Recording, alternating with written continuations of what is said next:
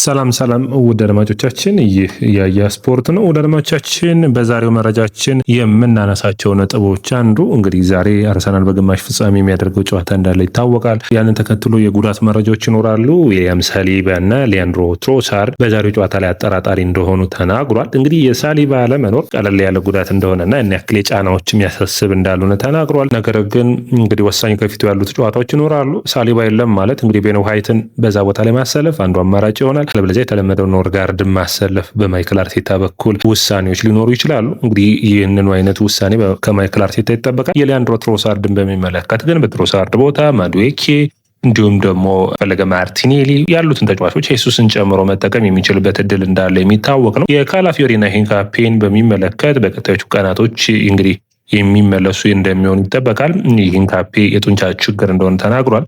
የካላፊዮሪን በተመሳሳይ መልኩ ዳውማን እና ሞስኬራን በሚመለከት ደግሞ ሁለቱም ተመሳሳይ ጉዳት እንዳጋጠማቸው ወደ ስልጠና እንዳልተመለሱ ነገር ግን በቅርብ ቀናት የመመለስ እድል እንዳላቸው ተናግሯል። ማይክል አርቴታ እንግዲህ የተጫዋቾች ጉዳት አርሰናል አሳሳቢ እንደሆነ ባለፉት ጊዜያቶች ታይተዋል። ታዲያ አሁን ይህ ስብስብ የሆነ ነገር ይፈልጋል። ምክንያቱም ዋንጫዎችና ድሎችን ለማምጣት የጥር ዝውውር መስኮት ላይ የሚገኘው ይህንን የጉዳት ሁኔታዎችን በጥንቃቄ ማየትና እስከ ውድድር ዓመቱ መጨረሻ በአራቱም ውድድሮች ጥሩ ብቃት እንዲቀጥሉ ይፈልጋል። ትናንት ማይክል አርቴታ ጋዜጠኞች የቀረበለትን ጥያቄ ሲመለስ ብዙ ነጥቦችን አንስተዋል። አንዱ የሚሆነው በጥሩ ሁኔታ ከጉዳት ተጫዋቾች እየተመለሱ እንዳሉ፣ በተለይ ደግሞ የሀቨርትዝን በሚመለከት በአካል ብቃቱ ረገድ ዝግጁ ሆኖ እንደመጣ ነገር ግን ይሄ ገዝፏል የሚል አይነት አስተያየቶችን ሰጠው ነበር። ያ ልክ እንዳልሆነ መግዘፍ ሳይሆን መግዘፍ አንዳንዴ በእግር ኳስ ፍሌክሲቢሊቲን ወይም ደግሞ አጨዋወት ሂደት ውስጥ ቅጥፍና ሊቀንስ ስለሚችል ያንን ሳይሆን በእያንዳንዱ ሁኔታ የሆነ ነገራቸው ላይ በጉዳት ባሉበት ጊዜ አሻሽለው እንደሚመጡ ተጫዋቾች ይታወቃል። ያንን በሚገባ እንደሚሰሩ ደቂቃዎች ተሰጥቶታል። በጥሩ ሁኔታ ነው የሚገኘው። አሁንም ግን በአንዴ ወደ ቡድኑ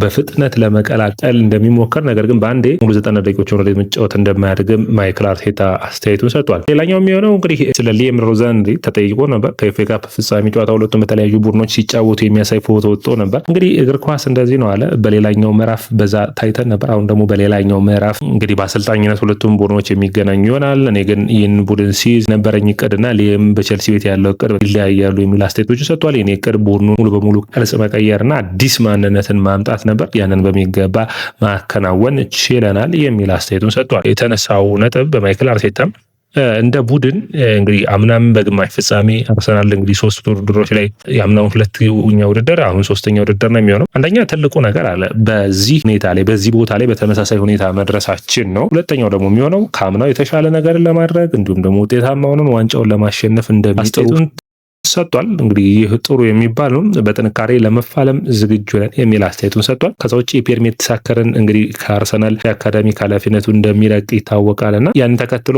ስለዛ አስተያየት እንዲሰጥ ጠይቆ ነበር። 15 ዓመታትን በዚህ ቡድን ቆይቷል። ቡድን አምበልነት በጋራ አብረው እንደሰሩ ለ15 ዓመታት የአካዳሚ ኃላፊነቱን በብዙ ሁኔታዎች ፒየር ሜርቴሳከር ለዚህ ቡድን እያንዳንዱ ነገር ለዚህ ለአርሰናል ለቡድኑ ለክለቡም ጭምር እያንዳንዱ ነገር በሚገባ እንደሰራ አስተያየቱን ሰጥቷል። አሁን ደግሞ ሄደበት በሙሉ የአርሰናል ደጋፊዎችና እኔም ጥሩ ነገርን እመኝለታለሁ የሚል አስተያየቱን ሰጥቷል። ከዛ ውጭ እንግዲህ ያለፉትን 6 ዓመታት አርሰናል ጥሩ ስብስብ እንደዚህ ያክል አልነበረውም። ነገር ግን ይህ ስብስብ የሚለየው በጉልበት በተለይ በአካል ብቃቱ ረገድ ጥሩ የሚባል ቡድን ነው። ዋንጫዎችን ለማሸነፍ የተሻለ የሚፋለም ቡድን እንደሆነ አስተያየቱን ሰጥቷል። ሌላኛው እንግዲህ በባስክ አብሮት በታዳጊ እድሜው አብሮት የተጫወተው ዣቪ አሎንሶ ከሪያል ማድሪድ መሰናበቱን ተከትሎ ስለዛ ምን ታስባለህ ተብሎ ጠይቆ ነበር።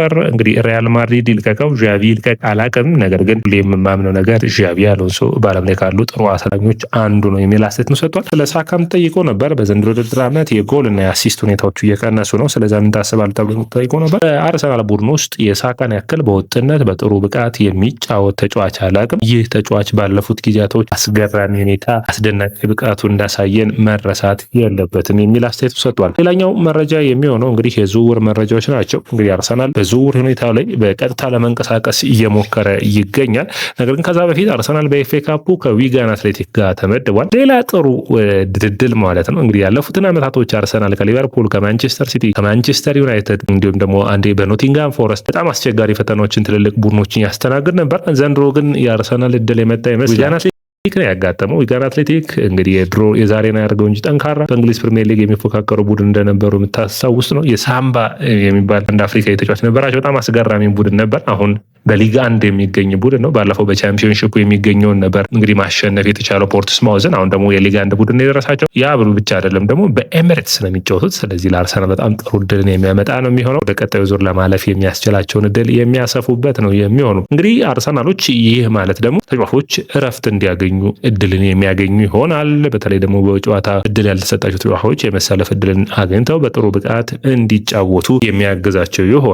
ከዛ ውጭ ጉልበትን የሚቀንሱበት ይሆናል። እነዚህን አይነት ሁኔታዎች መጠቀም የሚያስችል ነው የሚሆነው። ሌላኛው እንግዲህ በዝውውር መስኮቱ ከተነሱት ነጥቦች አንዱ የማርክ ጉሂን የሚመለከት ነው። ይህ የ25 ዓመት እንግሊዛዊ የመሃል ተከላካይ እንግዲህ በብዙ ሁኔታዎች የሚደነቀው ተጫዋች እንደነበር ይታወቃል። አርሰናሎች እንግዲህ በመጨረሻ ለማስፈረም ተጫዋቹን ሙከራ እያደረጉ ነበር። አሁንም እያደረጉ ይገኛሉ። ማንቸስተር ሲቲ፣ ሊቨርፑል፣ አርሰናል የዚህ ተጫዋች ፈላጊ እንደሆኑ ይታወቃል። አርሰናል ግን አሁን መረጃዎቹ የሚያሳዩት ከሆነ የመጀመሪያው ዋነኛው ፈላጊው ቡድን ሆኖ ወጥቷል። አርሰናል ታዲያ ይህንን ተጫዋች መፈለግ ብቻ ሳይሆን ተጫዋቹም እንግዲህ ማይክል አርቴታ በተለይ የቤን ዋይት መልቀቅ በክረምት የሚጠበቅ ይሆናልና የቤን ዋይት የሚለቅ ከሆነ በቦታው ላይ ሞስኬራ የቀኝ መስመሩን ተመላላሽነቱን የመሸፈን እድል ይኖረዋል በማለት ይህንን ተጫዋች የመምጣት እድል ሊኖራቸው እንደሚችሉ መረጃዎች ያሳያሉ። አርሰናል እንግዲህ የማርክ ጉሂ መምጣት በልምድ በብዙ ሁኔታ ሙከራዎችን እንዳደረገ እድሎችን እንደጣሩ አሳይቷል። ነገር ግን እንግዲህ ውጤታማነታቸው በዚህ ብቻ የሚነሳ አይደለም።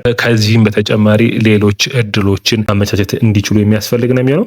ሌላኛው ማርቲኔሊን በሚመለከት ነው። ማርቲኔሊ በሚያስገርም ሁኔታ በማድሪድ ተጫዋች እንግዲህ የኤጀንቱ ለማድሪድ ሰዎች እንዳቀረበውና ንግግሮችም እንዳደረጉ እና በእነዚህ አጋጣሚዎች ታዲያ ለማድሪድ ለተለያዩ ቡድኖች እንግዲህ ተጫዋቾችን ታቀርባለህ። ማርቲኔሊ በአርሰናል ቤት ብዙ እድሎችን እያገኘ አይደለምና ያንን ለመጠቀም ስለሚፈልግ ለተለያዩ ቡድኖች ራሱን እያቀረበ እንዳለ የሚታይ ነው። አርሰናል ማርቲኔሊን በመለቀቅ የተሻለ ተጫዋችን ለማምጣት ሙከራ እንደሚያደርጉም የሚጠበቅ ነው የሚሆነው። ነገር ግን እውነት ከአርሰናል ለቆ ማድሪድ የሚሄድበት ምክንያት ይኖረዋል ወይ ማርቲኔሊ ማድሪድ ሲፈልገዋል የሚለው ግን ትልቁ ዜና ሆኖ መነሳት የሚጠበቅበት ነው። ሌላኛው አዮቭ ቡዋዲን የሚመለከት ነው። እንግዲህ አርሰናል የአማካይ መስመር ችግር እንዳለባቸው ይታወቃል። የአማካይ መስመሩን ለመሸፈን አሁንም አርሰናሎች ጥረት እያደረጉ ነው የሚገኙት። ይህን የፒኤስጂ አማካኝ መስመር ተጫዋች የሊል አማካይ መስመር ተጫዋች ለመውሰድ ነገር ግን ፒኤስጂ የዚህ ተጫዋች ፈላጊ እንደሆነ መረሳት የለበትም። ታዲያ ፒኤስጂ፣ ቸልሲ፣ ማድሪድ ይፈልጉት እንጂ አርሰናል ቀዳሚው ክለብ ሆኗል። ይህንን ተጫዋች ለማስፈረም ሙከራዎች ውጤታማ የሚሆኑ ከሆነ አርሰናል በቅድሚያ ሊያስፈርመው የሚችል ተጫዋች ይሆናል ተብሎ ይታሰባል። አጠቃላይ ይህ ተጫዋች አስደናቂ